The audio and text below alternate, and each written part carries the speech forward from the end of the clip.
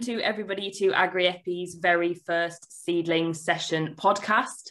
The Seedling Session podcast series offers an opportunity for Agri-EPI members to showcase and to share their technology or offering within our membership base and the wider industry network to enthuse and encourage collaboration.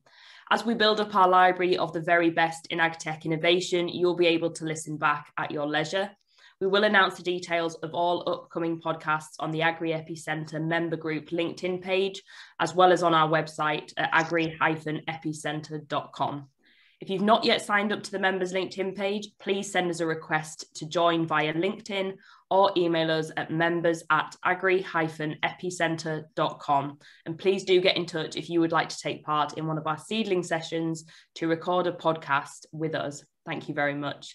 So without further ado, I am delighted to introduce to you Luke Rutterford and Peter Barrett of Oxi-Tech Solutions. So would you both mind introducing yourselves and just giving a little bit of background? Sure. So my name is Luke Rutterford. I've got background in forensics, pest control and specialist hygiene. And I've been part of Oxitec for the last 3 years, working in a technical function with Dr. Peter Barrett, who joins us. Brilliant. Thanks, Luke. And a little bit about yourself as well, Peter. Hello, yes, Peter Barrett. I'm Research and Development Director for Oxi-Tech Solutions. My background's really originally microbiology, but over the last 25, 30 years, I suppose more to do with water treatment and aspects of microbiology and disinfection around that. Thank you very much. And so obviously the core innovation at Oxitec is ozone. So describe to us, what is ozone? Right, I'll pick that one up. And ozone is actually oxygen by another name. You can see in the pictures behind me, ozone, atomic oxygen is an atom of oxygen.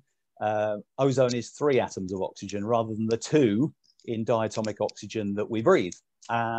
But the third atom of oxygen makes ozone quite an unstable molecule and therefore very reactive. So people will have come across it in lots of disinfection applications because it reacts very readily with microorganisms.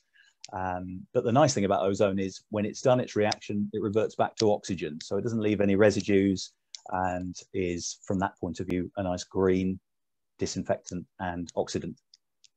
And you mentioned the word disinfection there a couple of times, Peter. So if we're thinking about on-farm applications, how can ozone be used to improve productivity, to work towards sustainability on-farm? So there are several ways that ozone can help. What we're trying to do is displace some of the classical disinfectants which contain, often contain chlorine. Or other parts of the molecule which leave themselves in the environment. So the nice thing about ozone is that it doesn't really leave anything behind except oxygen and oxidized molecules. So it's quite clean from that point of view. So I think there are some environmental benefits.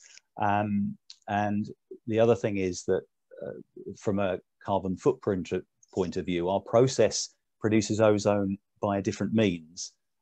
So all we need is actually an electrical supply and relatively clean water.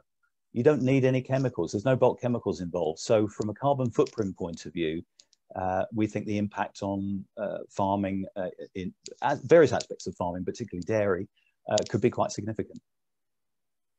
Sounds straightforward enough, doesn't it, on farm? So what other applications are Oxitec planning? So we've got a range of applications. One of the problems with this technology is it's applicable to an entire range of applications, both through agri-tech and also in other applications. Everything from Legionella control, biofilm control, tank sanitation, animal feed water, huge range of applications. Food, CIP, clean in place programs. So we're trying to be really keen and focus on a few core ones within the agri-tech world to start. A very versatile product then across the supply chain. In terms of bringing it back to that on-farm application, what have you already achieved to date? We've obviously seen a fantastic article in Farmers Weekly a few weeks ago that I enjoyed reading, and I know a lot of our members enjoyed reading. So can you give us a little bit more of a deep dive on what you have achieved on farm to date? Sure, yes. Thank you for your comments about the article. A lot of people thought my mother wrote it because it was so complimentary, but it was totally independent. It was very good. So basically what we've done, we came in and replaced peracetic acid that was used in the cluster flush in the dairy parlour. Peracetic acid, as you know, is quite an aggressive chemical, and it's tied in with lots of health and safety issues with people getting burnt, cows getting burnt with it. And we've replaced 100% of that use for over 18 months in the dairy, and also replaced 100% of the sodium hypochlorite, which was used in the CIP wash. So both of those chemicals completely removed, and in removing the chemicals, we've removed the plastic barrels that they get delivered in, and all of the carbon associated with delivering those chemicals from mainland Europe. So it sounds a bit like a no-brainer. So why has this not been picked up before? Why have we not already been using this innovation on farm for years? Yeah, I'll pick that one up if you like. I think the thing is that ozone's been around for a long time. I don't know if people are aware of that, but, well, it's been around since the Earth had oxygen in its atmosphere, but actually as a technology for disinfection, it's been used for, and a lot of people listening to this will have their own, drinking water, that will be treated with ozone before it gets to them. It won't have any ozone in it by the time they drink it, but it'll have been used in a water treatment works, and that's been the case since the early 1900s. So the technology is there for producing ozone, but normally it's generated as a gas. Naturally, it is a gas. The problem is then, if you produce it from air or from pure oxygen, you've then got to dissolve the ozone that you've produced in water. So it becomes a bit inefficient from 2 points of view. The electricity, the large amounts of high voltage electricity you need to produce ozone as a gas from a corona discharge system, and then the energy you need to put into it to dissolve it in the water. So our system is quite different, and we produce it electrolytically from the water itself. So all we do is we put a small electrical charge through our little cells, which sit in the water, and as the water flows past, ozone is produced, and most of it's produced in solution already. So it's a one-step process rather than a 2 or 3 step process. So we believe we brought the costs down for small to medium applications. I think there'll always be corona discharge for the big drinking water applications and pulp and paper bleaching and things like that. But so it's really quite different. So we think it's a bit of a game changer, we hope.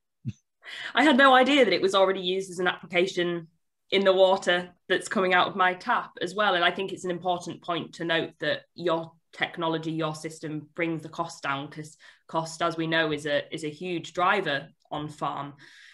What would I need? What, in terms of equipment, would I need to run an Oxitech system on my own farm? Yes. So if you look across at behind Luke, actually, there's a picture of some parts of the apparatus. It's actually quite simple. A lot of it's electronics, actually, which is what we're used to these days in the age of the Internet of Things. So we have an analyzer, which is to the left of Luke's background there.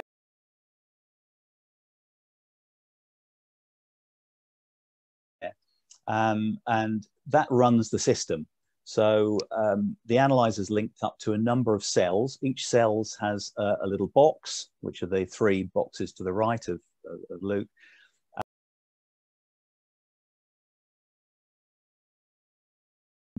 Those cells control those driver boxes control the cells, and the cells sit in the water, and then as the water flows past them, so you need a pump and a tank, some of which is already there on the farm, and that's it really. So in fact, if I put up on my screen, if I can just take a moment to do this, hopefully it should work.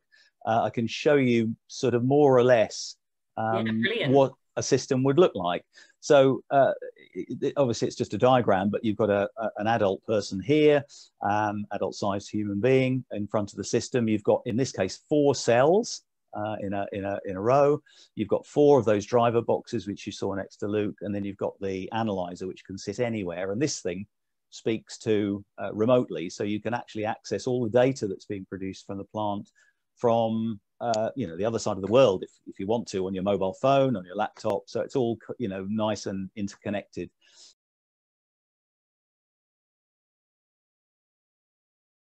In this system, that's a typical size system for maybe a 200 cow herd for a milking parlour.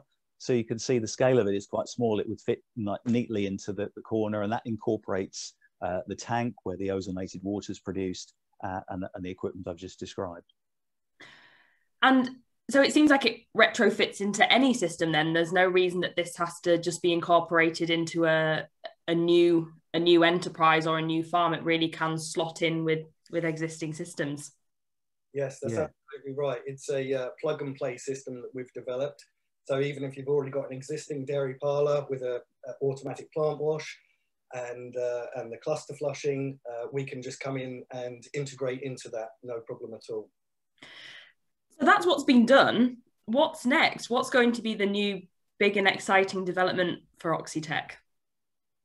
Well, I think when we started out on this journey, there are so many applications for this. We had to focus on some, and I think we've found ourselves for all the right reasons in agri-tech. So that is very much our focus at the moment. So milking parlours probably number one, but we are taking some tentative steps now into other aspects of farming, particularly poultry farms. So the quality there of it's all about biosecurity really, and biosecurity in the food industry is obviously key.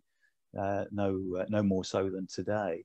So yes, so all aspects of water supply for animal drinking water, whether it's poultry, whether it's dairy cows, whether it's calves, and we're undertaking some trials at the moment in aquaculture as well. So there are all sorts of applications in aquaculture for disease control in fish farming systems, but also in other aspects of aquaculture like leisure fishing, where you need to keep equipment clean in between going from one lake to another or one river to another.